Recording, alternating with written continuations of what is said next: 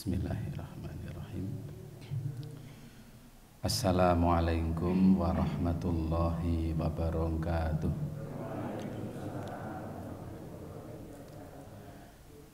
Alhamdulillahi rabbil alamin.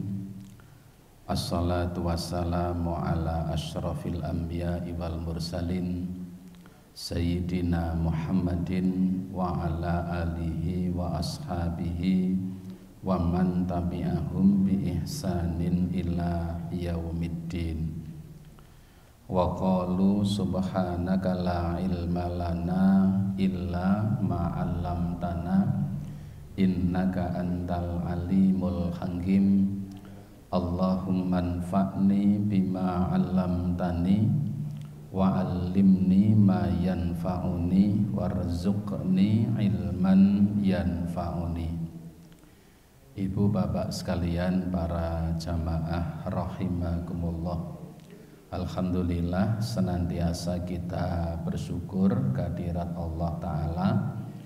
Malam hari ini Allah Ta'ala senantiasa melimpahkan nikmat serta karunia-Nya kepada kita semuanya, sehingga meskipun dalam suasana hujan rintik-rintik kita bisa hadir di masjid ini untuk bersama-sama menunaikan ibadah sholat maghrib dengan berjamaah, dan kita lanjutkan dengan kajian rutin kita ini.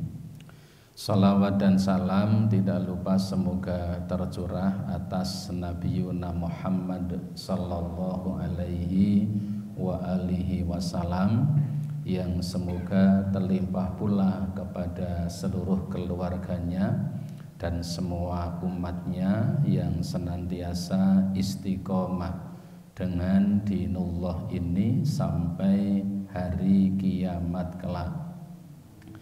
Ibu bapak sekalian, para jamaah rahimakumullah, pada pertemuan yang telah lalu kita sampai pada yubtilus shalah, perkara-perkara yang bisa membatalkan, perkara-perkara yang bisa membatalkan sholat.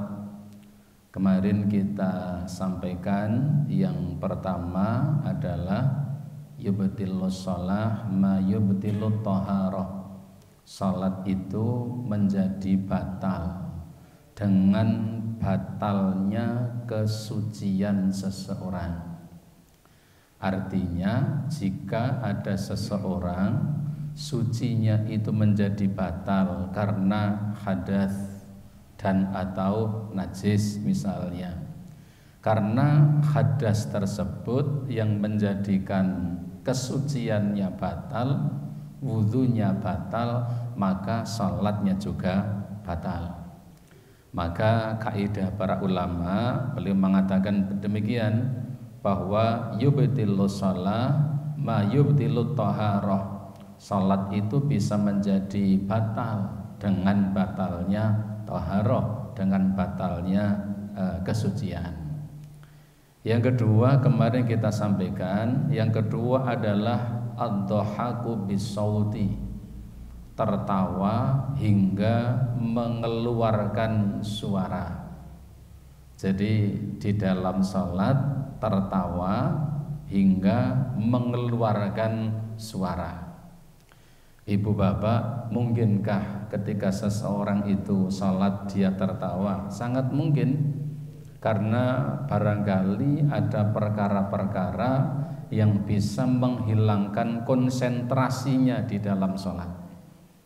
Saya pernah dulu di Keranggan itu, salat di samping saya, itu dia tertawa, kemudian membatalkan salatnya, kemudian pergi.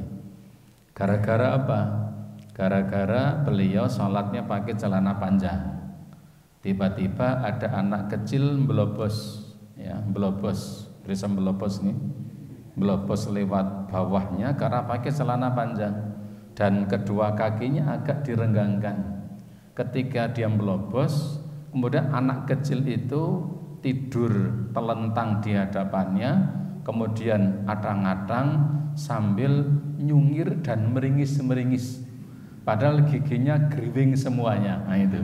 Sehingga sampingnya saya itu kik ya. Akhirnya kemudian dia pergi karena memang ndak tahan lihat anak itu. Dia pergi sambil anaknya di teot cewer ya. Tapi anaknya untungnya ndak nangis. Anaknya kemudian pergi. Akhirnya kemudian dia membatalkan sholatnya karena memang ndak mampu menahan tawanya seperti itu. Maka kalau tertawa sampai keluar suara itu sholatnya batal. Tetapi jika ammatabasum, jika hanya sekedar senyuman, mesem, neng sholat kok mesem-mesem ini ora opo, tapi kalau sekedar sekedar mesem. Kenapa?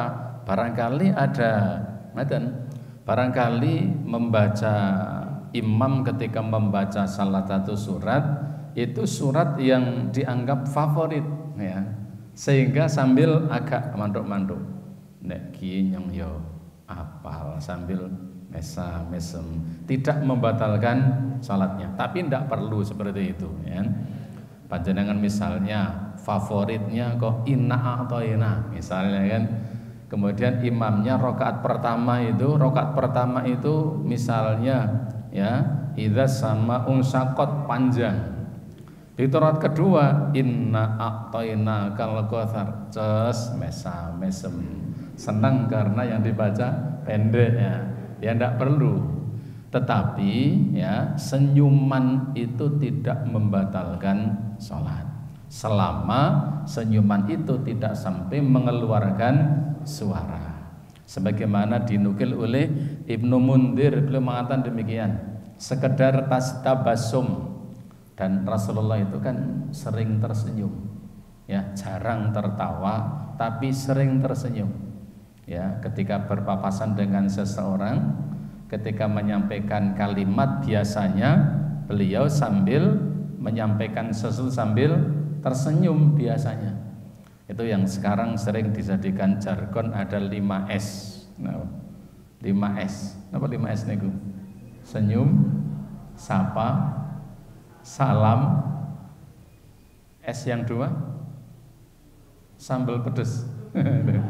Senyum, sapa, senyum, salam, sapa, sopan, santun.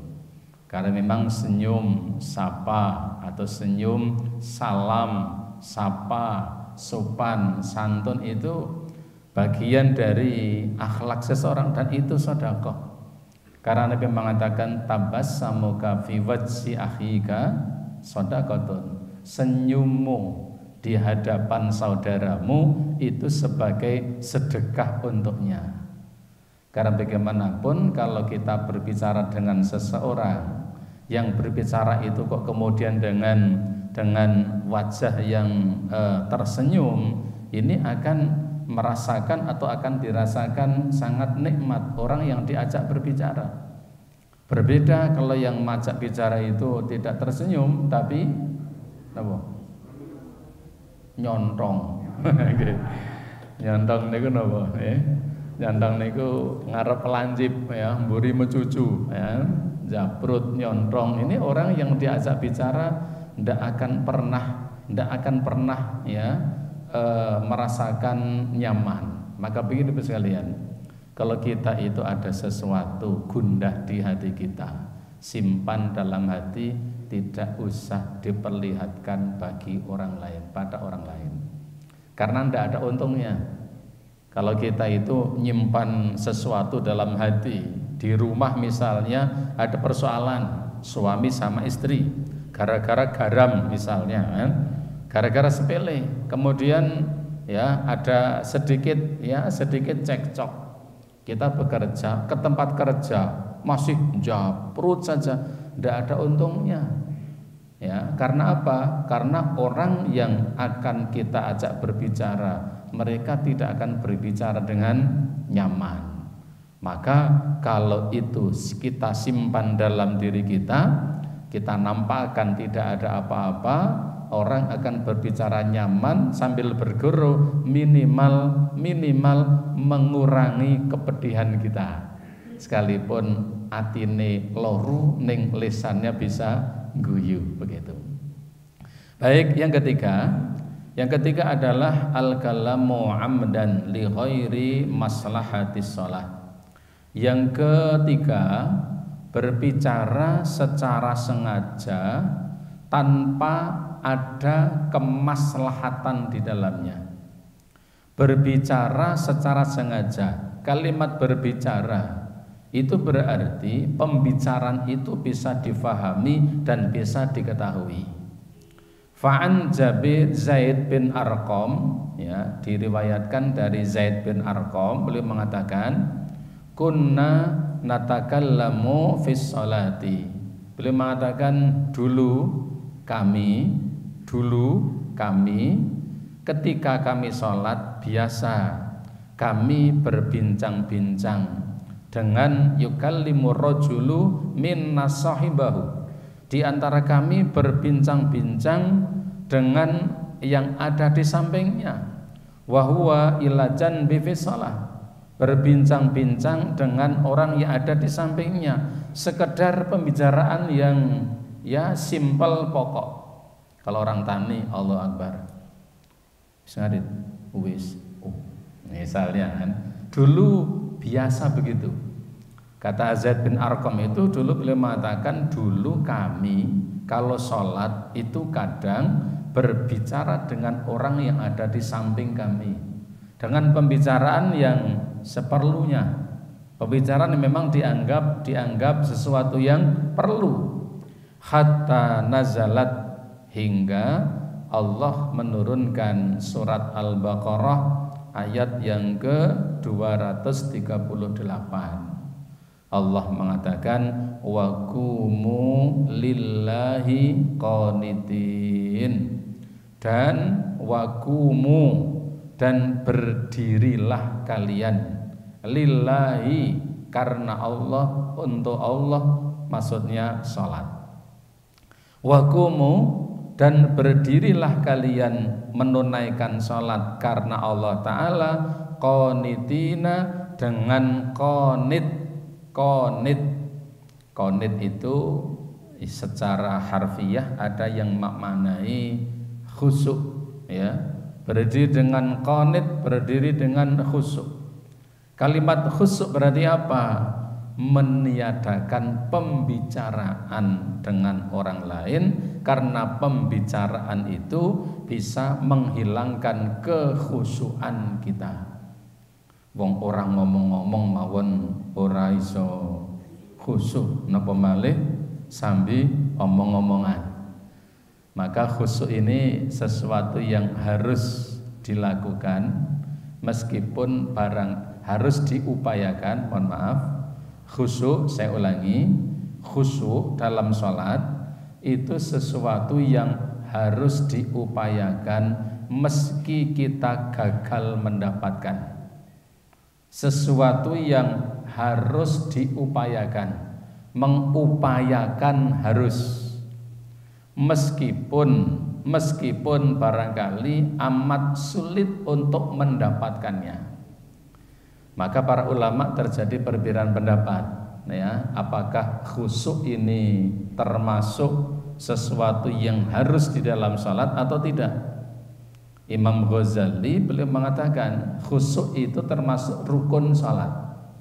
Maka kalau ada seseorang salat kok tidak khusyuk, dalam pandangannya Imam Ghazali, orang tersebut salatnya tidak sah. Kalau salatnya tidak khusyuk, ini pandangannya Imam Ghazali. Tetapi jumhur ulama, mayoritas di kalangan para ulama lebih punya kecenderungan bahwa khusyuk itu bukan rukun salat. Sehingga apa? Ketika ada seseorang salatnya tidak khusyuk, maka salatnya tetap sah. Berbeda dengan Imam Ghazali yang mengatakan ada seseorang salat kok tidak khusyuk, salatnya tidak sah. Dan kita kecenderungannya kepada pendapatnya jumhur ulama. Kalau kita ikut pendapatnya Imam Ghazali, wah ini terlalu berat ya. Karena khusyuk itu sesuatu yang sulit untuk didapatkan meskipun kita diwajibkan untuk mengupayakan.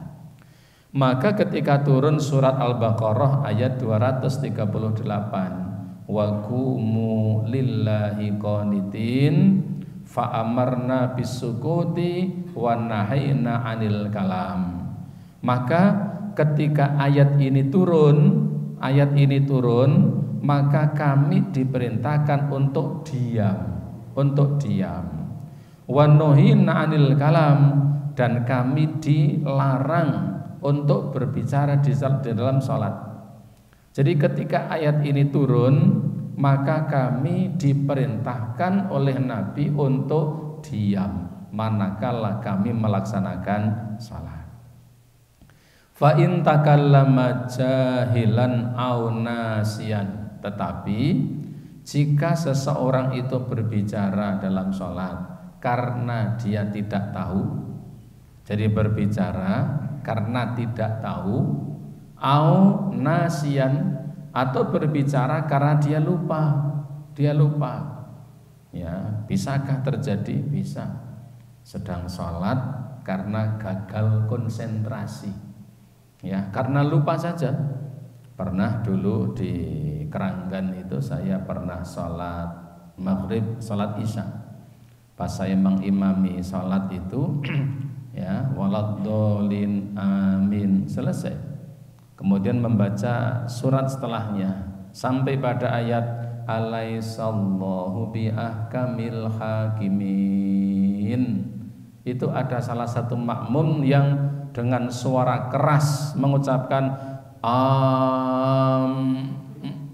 tapi tidak sampai min, itu loh. Ya, mungkin dia mikir kok ora ono kancane gitu ya. Jadi itu betul terjadi itu. Alaisallahu biahkamil hakimin, dia minnya ndak keluar ya. Kanan kirinya ya agak kik ya, nahan tawa. Begitu salam, itu kemudian dodi sodok sampeyan ki hanyong ki ngantuk itu. Jadi kan ngalamun ya, hakimin itu dikiranya walad dolin, sehingga ya sampai pada hampir min tapi berhenti karena tidak ada temannya. Ini kenapa? Nasian, lupa. Mungkin itu terjadi, mungkin di beberapa tempat terjadi seperti itu ya. Ketika mau rukuk itu ada yang ya, tapi tidak diteruskan. Kenapa? Nasian, lupa. Maka ketika seseorang di dalam sholat dia berbicara karena ketidaktahuan, saking orang ngerti nih, begitu, au nasian, atau karena lupa, la tubtilu sholatahu, maka yang seperti ini tidak membatalkan sholatnya. Jadi kalau berbicara itu tanpa sengaja, dia lupa, atau karena ketidaktahuan, maka pembicaraan itu tidak sampai membatalkan sholatnya. Yang keempat, mururul mar'atul balighatu awil himari awil kalbil aswadi baina yadil musalli duna maudi as-sujudi. Yang keempat, termasuk perkara yang membatalkan sholat itu manakala lewat di hadapan orang yang sholat itu, lewatlah seorang perempuan. Jadi ketika kita sedang sholat, Allahu Akbar, sholat, lewatlah seorang perempuan. Awil khimar, atau lewatlah seekor khimar. Di tempat kita tidak ada khimar. Au kalbil aswad, atau lewatlah anjing hitam. Ketika kita sedang sholat, lalu lewatlah seorang wanita atau seekor khimar, atau seekor anjing hitam baina yadil musolli, tepat di hadapan orang yang salat itu, duna maudhi'is sujudi, antara dia dan tempat sujudnya. Jadi lewat antara dia dan tempat sujudnya. Biasanya tempat sujud itu paling sekitar berapa? 1 meter sampai 120 ya, 1 meter 20. Maka misalnya begini, kita sholat di sini ya, di yang ada garis apa? Garis putih coklat ini. Kemudian ada seorang wanita yang lewat ya, antara dia dan tempat sujudnya. Seorang wanita atau seekor khimar atau anjing hitam di hadapan orang yang sholat, maka itu akan membatalkan sholatnya. Liqaulihi, sebagaimana sabda Nabi sallallahu alaihi wasallam, beliau mengatakan, idza qama ahadukum yusalliya fa innahu yasturuhu.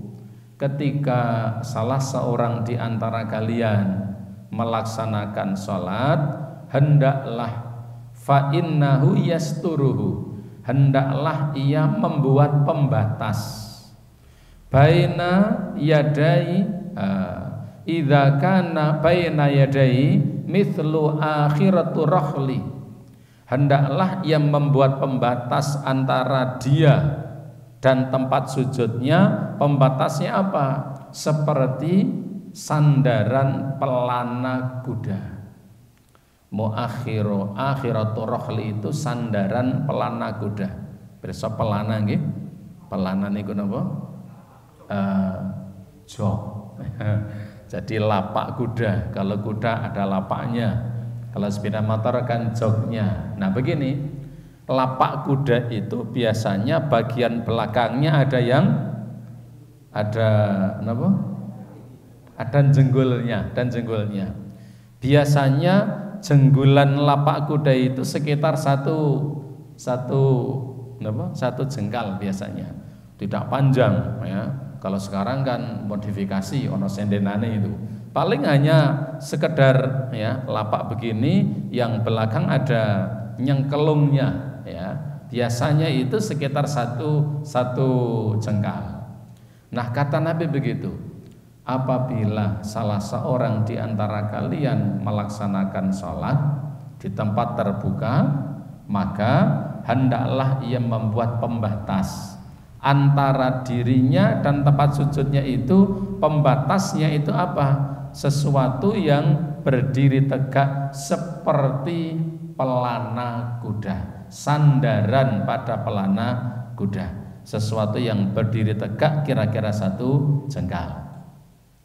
Fa idza lam takun baina yaday mithlu akhirati rahli, karena apabila dia tidak membuat pembatas seperti sesuatu yang tingginya seperti pelana kuda, kalau dia tidak membuat pembatas seperti itu, fa innahu yaqta'u salatahu, maka akan memutuskan salatnya apa? Al-himar, yaitu ketika ada khimar yang lewat, wal mar'ah atau seorang wanita, wal kalbal aswadi, dan juga seekor anjing hitam.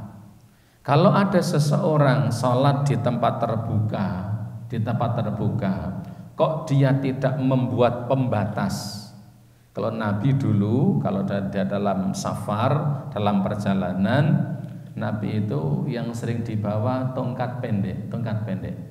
Jadi Nabi menancapkan tongkat itu di depan beliau untuk pembatas. Sehingga apa?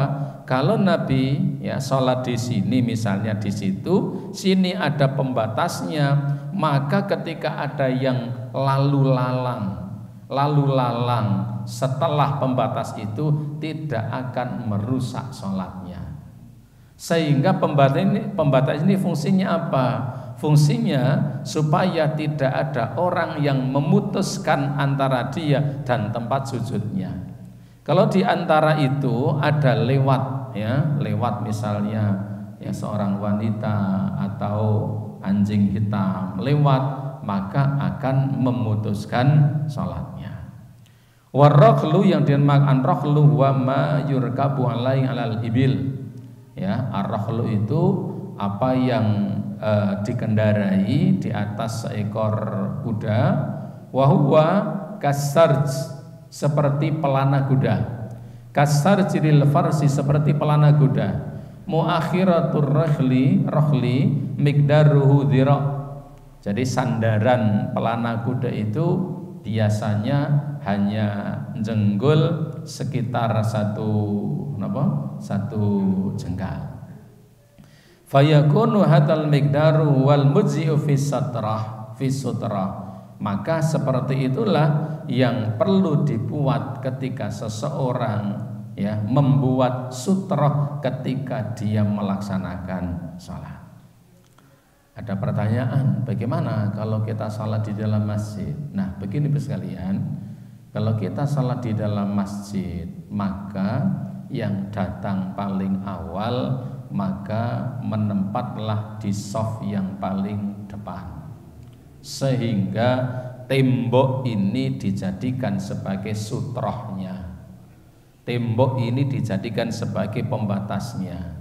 Yang datang awal menempati di shaf yang paling depan, sehingga tidak ada orang yang lalu lalang di depannya. Kalau shaf yang paling depan itu sudah terpenuhi, maka orang pun datang untuk menempati di belakangnya dan menjadikan punggung orang yang di hadapannya sebagai sutroh, dan begitu seterusnya. Maka ibu sekalian, mohon maaf kalau kita masuk di masjid yang umum, barangkali belum tersentuh pengajian. Ini biasanya orang masuk masjid sholat sunnah itu pating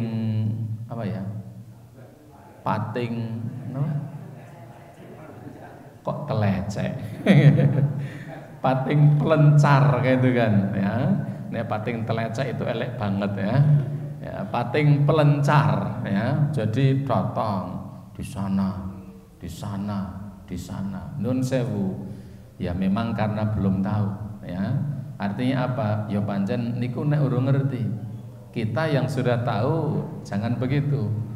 Jadi kalau masuk itu ya nempat yang paling depan, paling depan, paling depan. Kalau memang depan sudah penuh ya, seperti kita salat sunnah biasanya kan begitu. Masuk masjid mau salat sunnah ya yang paling depan. Jadi tembok ini kita jadikan sebagai pembatas. Tidak perlu kemudian menaruh napa niku semangga tongkat dipatoki. Ndak ya. Tembok ini kita jadikan sebagai sutrohnya, pembatasnya. Lalu kalau shaf yang pertama sudah penuh, yang datang berikutnya, wih, paling depan wis kebak ora uman nggon. Kita menempati di belakang orang yang sedang salat itu dan kita jadikan punggung orang itu sebagai sutrohnya. Ini kalau di masjid yang penghuninya sudah dekat dengan kajian-kajian sesuai dengan sunnah, biasanya relatif rapi seperti itu. Jadi masuk itu plek plek plek plek depan, plek plek plek begitu. Yang datang berikutnya depan penuh nang burine burine burine burine. Tapi kalau yang ndak, wah masuk nang jejer lawang, Allahu Akbar. Yang kadang-kadang lebih repot itu ketika pintunya ada di samping. Kalau pintunya semuanya di belakang itu agak aman. Yang kadang datang itu begini, ada posisi masjid seperti ini, ada pintu samping kanan dan samping kiri. Begitu ada seseorang masuk ya, kemudian begitu masuk masjid langsung sholat di pinggir pintu itu. Ini kan nyiksa wong akeh itu. Ya, kenapa? Karena begini, kata Rasulullah, kalau saja seseorang itu tahu betapa besar dosa lewat di hadapan orang yang sholat, maka dia akan memilih untuk berhenti selama 40, kata Nabi. Nah 40 itu tidak ada penjelasan apakah 40 hari atau 40 bulan atau 40 tahun. Nek cara wong niku ngerti dosane liwat nang ngarepe wong sing salat, dia akan milih ngenteni sampai waktu yang lama seandainya tahu. Tapi karena tidak tahu ya seteko liwat niku penak mawon kelamit gitu kan. Ya orang Jawa itu kan kadang-kadang begitu. Rumangsane wis sopan banget ya. Jadi ketika ada orang sholat itu lewat kan sambil begini biasanya, nah gitu. Ketoke wis sopan bang, padahal itu ya ndak boleh. Bahkan ya kita boleh untuk menghalaunya itu boleh. Ya menghalau itu nopo? Nah, ngadang-ngadangi, bukan dicorokake. Ya, itu nanti ada kekerasan itu ya. Kita ngadang-ngadangi itu boleh supaya apa? Maksudnya salat kita bermunajat kepada Allah itu tidak dipotong, tidak diputus, dan orang yang lewat itu pun juga tidak terkenai dosa lewat di hadapan orang yang salat. Tapi pernah suatu ketika saya dulu di Keranggan itu pas ada pesantren kilat dulu anak-anak SMA. Nah pas sholat di masjid umum bersama masyarakat banyak, kita terangkan seperti itu ketika kegiatan pesantren kilat dulu ya, pesantren Ramadan. Nah ketika kemudian anak itu ada orang yang mau lewat begini malah cek salaman. Nah itu jadi dia sholat itu begini malah mit mas ya begitu. Ya memang orang tidak tahu, orang ngerti itu kapak-kapak mboten ngerti itu. Di halo itu malah ngerti ini aja salaman. Akhirnya malah begitu ini. Jadi sekalian ini sesuatu yang dianjurkan. Maka kalau kemudian di hadapan itu tidak ada pembatas, maka itu bisa merusak sholatnya. Ibu bapak bagaimana kalau kemudian seperti tikar atau karpet yang sudah garis seperti ini, apakah garis itu sudah menunjukkan sutroh? Wallahu alam, para ulama bersilang pendapat di antara itu. Apakah ini cukup dijadikan sebagai sutroh?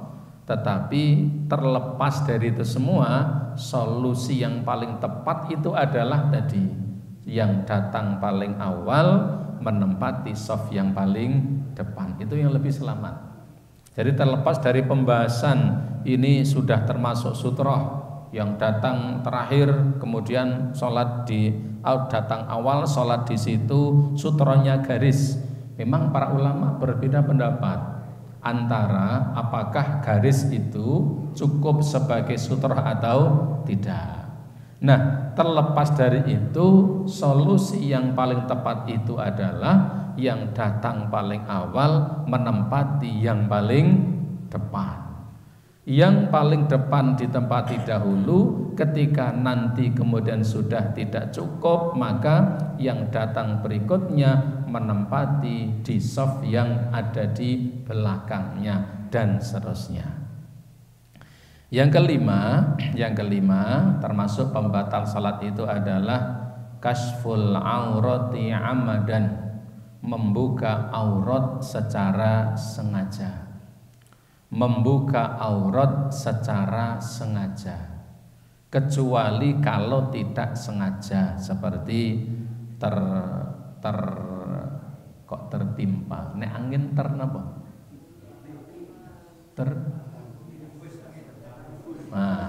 terhembus. Ada hembusan angin, diterpa angin, ya. Anginnya barangkali kita sholat tidak di dalam masjid, atau ada orang yang misalnya ketika kita sholat ada yang menghidupkan kipas yang besar itu, kan ada yang hitam besar itu sampai angka 3, jelek begitu, sehingga sarungnya mabur misalnya ini. itu tidak secara sengaja ya, tetapi lebih baik sekarang untuk ditutupi. Tetapi membuka aurat secara sengaja ini bisa membatalkan sholat. Jadi membuka aurat secara sengaja itu bisa membatalkan sholat. Yang keenam, istidbarul kiblah. Yang keenam ini adalah membelakangi kiblat, ya, ngungkuri kiblat. Li'anna istiqbalaha syartus sholati salat sartun lisihati sholat. Karena menghadap kiblat itu termasuk menjadi syarat sahnya sholat. Sebentar.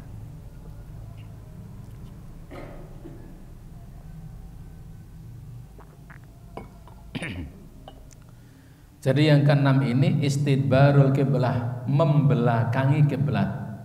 Kenapa membelakangi kiblat itu membatalkan sholat? Karena termasuk syarat sahnya sholat itu adalah menghadap kiblat dalam kondisi dia tahu.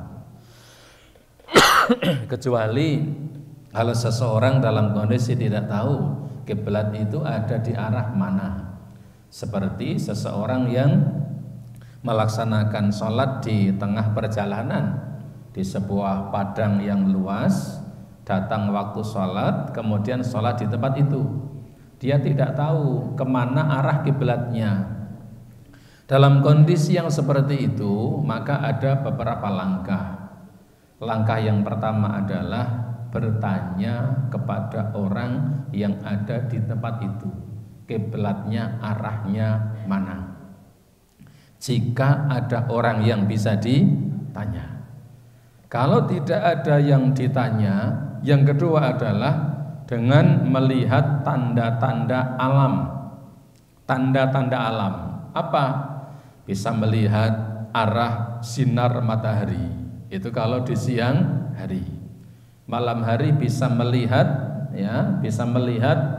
Kalau nelayan zaman dahulu itu biasa sering melihat apa? Posisi bintang. Itu tanda alam yang kedua. Yang ketiga, jika memang benar-benar tidak tahu, maka berijtihad dengan kemantapan hati. Jadi hati itu mantapnya ke arah mana. Jadi kalau misalnya di antara kita dalam perjalanan kemudian kita tidak tahu arah kiblat, bertanya pada seseorang tidak ada, tanda-tanda alam juga tidak ada. Yang terakhir adalah dengan kemantapan hati. Sebentar.